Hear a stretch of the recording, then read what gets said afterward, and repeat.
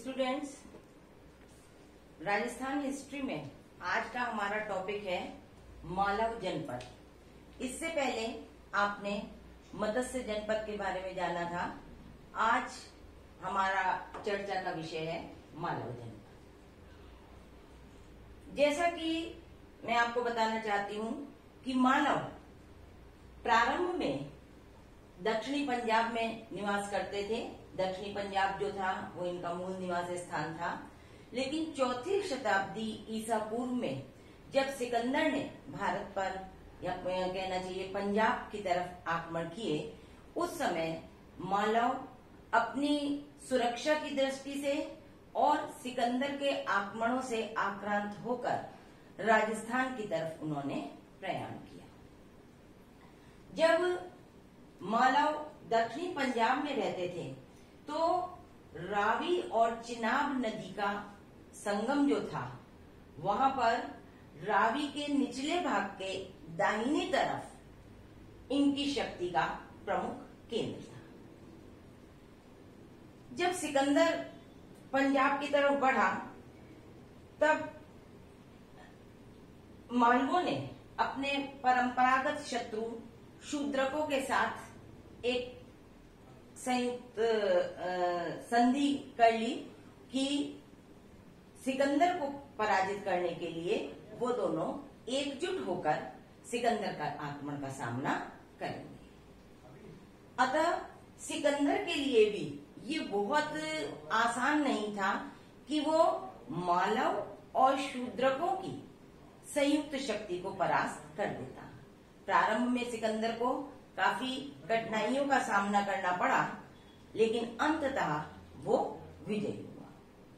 परंतु इन दोनों की शक्ति से उसे जो परेशानी हुई, जो उसे कठिनाई हुई इन पर विजय प्राप्त करने के पर, इसलिए सिकंदर क्रोधित हो गया और उसने, ये कहा जाता है कि रावी के तट पर या दक्षिणी पंजाब में रहने वाले मालवों को, चाहे वो वृद्ध हों, चाहे वो नर नारी हों और चाहे बच्चे, उन्हें काफी मात्रा में उनका नरसंहार किया। ऐसी स्थिति में मालव जो थे वो सिकंदर के आक्रमण के पश्चात राजस्थान की ओर जब बढ़े तो उन्होंने राजस्थान में टोंक, अजमेर और मेवाड़ की ओर रुख किया। पाणिनि ने अपनी अष्टाध्यायी में मालवों के लिए आयुध जीवी जाति का उल्लेख किया है और महाभारत में भी इनका उल्लेख, हमें मालवों का उल्लेख मिलता है। जब ये राजस्थान के टोंक, अजमेर और मेवाड़ की ओर इन्होंने रुख किया और इन्होंने, ये कहा जाता है कि टोंक से या नगर करकोट से, टोंक के दक्षिण पूर्व में स्थित जो है ये नगर या करकोट नगर, लगभग 40 किलोमीटर टोंक से, वहां पर मालवों ने इसे अपनी राजधानी बनाया। अब राजस्थान में आने के पश्चात मालव जो है उन्होंने अजमेर के आसपास के क्षेत्रों में और अपना प्रभुत्व स्थापित करने का प्रयास किया और इसलिए ये कहा जाता है कि इन्होंने पुष्कर के आसपास के क्षेत्रों में अपनी सत्ता का विस्तार करने की योजना बनाई। जब इन्होंने अपने विस्तार की योजना बनाई तो ये कहा जाता है कि पुष्कर में उत्तम भद्रों का शासन था और ये उत्तम भद्र पर आक्रमण करने की योजना बनाने लगे। तब उस शासक ने शक नहपान से सहायता की याचना की और नहपान के दामाद ऋषभ दत्त ने मालवों के साथ युद्ध किया और ये कहा जाता है, ये समझा जाता है कि इस युद्ध में मालवों की पराजय हुई।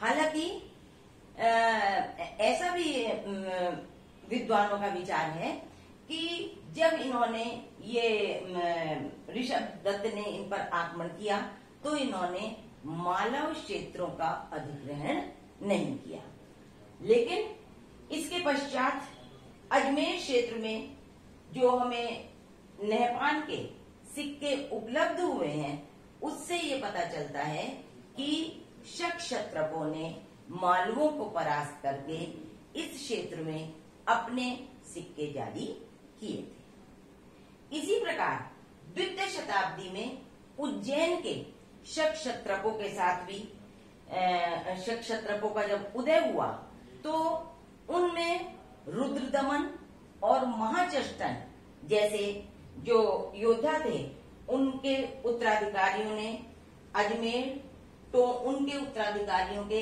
अजमेर, टोंक और मेवाड़ से जो सिक्के प्राप्त हुए हैं, उससे भी ये पता चलता है कि शक शासकों ने मालव जनपद को अपने अधीन कर लिया था। साथ ही रुद्रदमन के जूनागढ़ अभिलेख में भी मालवों पर शकों के शासन का उल्लेख मिलता है। लेकिन ये कहा जाता है कि जो शक क्षत्रप थे वो कुषाणों के अंतर्गत, कुषाण शक्ति के अंतर्गत राज्य कर रहे थे, तो शकों पर भी कुषाणों का प्रभाव था। तो अभी हमने बात करी द्वितीय शताब्दी ईस्वी की, लेकिन ये कहा जाता है कि जब धीरे धीरे कुषाणों की शक्ति भी क्षीण होने लगी तो इन्होंने तीसरी और चौथी शताब्दी में मालवों ने अपनी शक्ति के विस्तार की योजना पुनः बनाई। और इस बात का उल्लेख जो है वो नोदसा युग अभिलेख में मिलता है, जिसकी तिथि कृत संवत 282 मानी गई है। ये कहा जाता है कि उस समय इन्होंने भरतपुर, कोटा और उदयपुर क्षेत्रों में अपनी शक्ति का विस्तार किया और वहां पर इस बात का उल्लेख मालव संवत जो है जो प्रचलित हुआ उसमें इस बात की पुष्टि होती है। और ये कहा जाता है कि मालव कुल में उत्पन्न जय सोम के पुत्र श्री सोम ने मालव शक्ति के विस्तार के लिए काफी महत्वपूर्ण कार्य किए और उन्होंने अपनी विजय पताका के पश्चात षष्ठीराज यज्ञ का भी आयोजन किया। तो ये जो तीसरी और चौथी सदी है, ये हम कह सकते हैं कि ये मालवों की उन्नति का काल है। द्वितीय सदी में मालवों का किससे, शक और क्षत्रपों से संघर्ष हुआ। तीसरी और चौथी शताब्दी सदी में भरतपुर, कोटा और उदयपुर क्षेत्रों में मालव संवत के प्रयोग के जो चिन्ह मिले हैं, जो प्रतीक मिले हैं, उनसे हमें पता चलता है कि इस समय इनकी शक्ति का विस्तार होने लगा था। लेकिन मालव आयुधजीवी थे, जैसे कि मैंने पहले भी कहा कि पाणिनि ने भी इन्हें आयुधजीवी कहा है। इनका ये कहा जाता है कि अवंती के शक शासकों के साथ भी संघर्ष हुआ मालवों का, लेकिन इसी बीच गुप्त शासक समुद्रगुप्त जो है उसकी शक्ति का विस्तार बहुत अधिक हो गया था और ये कहा जाता है कि ये दोनों नवोदित शक्तियां जो थी वो गुप्त शासक समुद्रगुप्त से परास्त हुई। यहाँ पर भी मैंने आपको बताया है कि प्रयाग प्रशस्ति जो कि समुद्रगुप्त के विषय में जानने का सबसे महत्वपूर्ण स्रोत है, उसमें भी लिखा हुआ है कि मालव, अर्जुनायन योद्धे जातियों ने समुद्रगुप्त के सामने आत्मसमर्पण कर दिया। लेकिन ये भी माना जाता है कि इन्होंने आत्मसमर्पण अवश्य कर दिया, लेकिन समुद्रगुप्त ने इनके राज्यों को अपने राज्य में सम्मिलित नहीं किया और यहाँ पर मालवों की गणतंत्रात्मक व्यवस्था चलती रही। इसके अलावा क्योंकि अब हम इनके पहले हमने ये देखा कि तीसरी और चौथी सदी में इनका विस्तार हुआ, उसके बाद ये देखते हैं कि गुप्त शासक जो थे उन्होंने इनकी आंतरिक प्रशासनिक व्यवस्था में भी ज्यादा किसी प्रकार का हस्तक्षेप नहीं किया। और कुछ विद्वानों ने यशोधर्मन जो कि 532 ईस्वी में हुए हैं उनका शासन करते थे, उनका ये मानना है कि वे भी मालव थे और उनके समय में मालव साम्राज्य जो था वो अच्छी स्थिति में था और उन्होंने अपने शत्रुओं पर विजय पताका फहराई। मालवों की शक्ति का हमें पता मालव जाति द्वारा स्वतंत्र संवत के प्रयोग से भी मिलता है। ये कहा जाता है कि इन्होंने एक स्वतंत्र संवत का प्रयोग किया जो कि कृत संवत, मालव संवत, और कुछ विद्वानों का तो ये मानना है कि जो 57 ईस्वी में ईसा पूर्व में विक्रम संवत था वही मालव संवत था। लेकिन इस बात से अधिकांश इतिहासकार सहमत नहीं है। यद्यपि कृत संवत और मालव संवत का समय काल भी 57 ईसा पूर्व ही रहा है।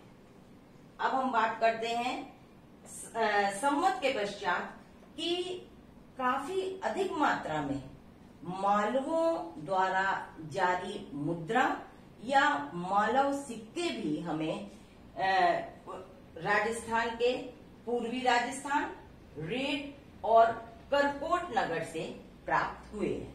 ये कहा जाता है कि ये सिक्के यद्यपि काफी छोटे आकार के थे लेकिन और इनका समय ईसा पूर्व दूसरी सदी से लेकर दूसरी सदी ईसवी तक का है।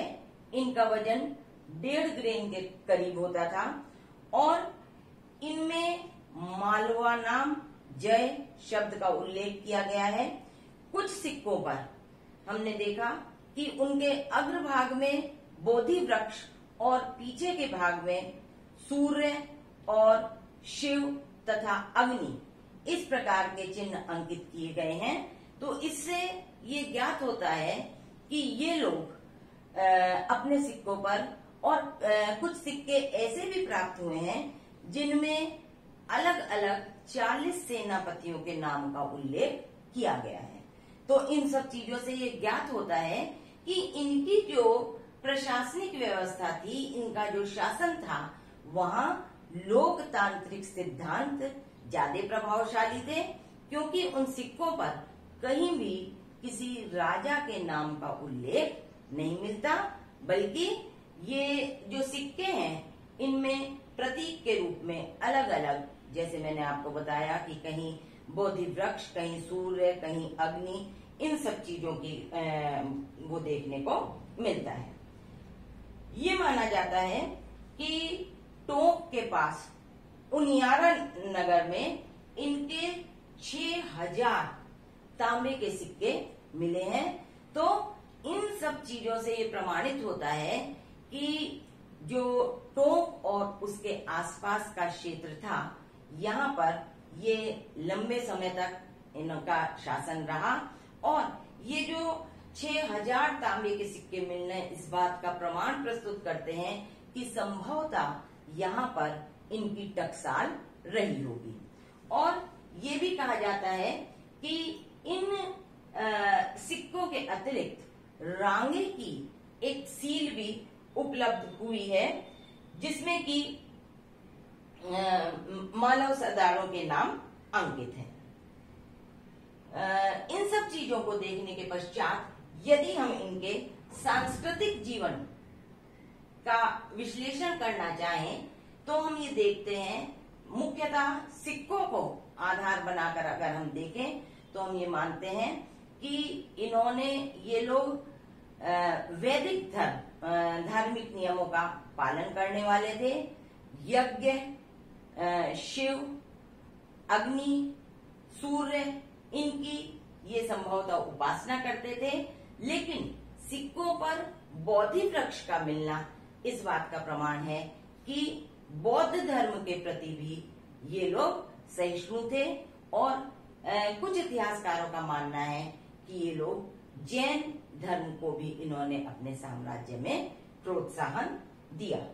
तो इस प्रकार ये जो महत्वपूर्ण बिंदु थे आज हमने इनकी चर्चा की और इससे आपको टोंक, अजमेर और उसके आसपास रहने वाले मालव लोगों के विषय में, मालव जाति के विषय में जानकारी मिली। और जैसा कि मैंने बताया कि इनका पूर्व निवास स्थान जो था वो दक्षिणी पंजाब था, लेकिन सिकंदर के आक्रमण करने के पश्चात, सिकंदर के आक्रमणों से त्रस्त होकर अपनी सुरक्षा की दृष्टि से ये लोग राजस्थान में इस स्थान पर आकर निवास करने लगे।